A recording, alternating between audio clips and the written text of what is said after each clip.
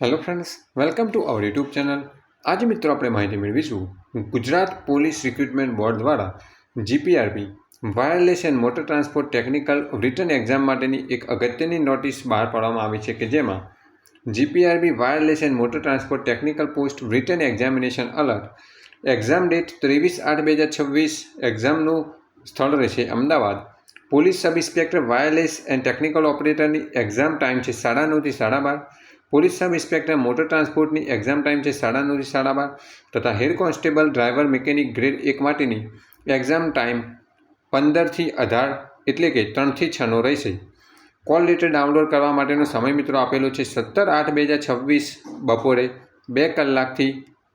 જે ઉમેદવારે police sub inspector motor transport અને head constable driver mechanic grade 1 બંનેમાં અરજી કરેલ છે તેવા ઉમેદવારે બંને પરીક્ષાના અલગ અલગ કોલ લેટર ડાઉનલોડ કરવાના રહેશે.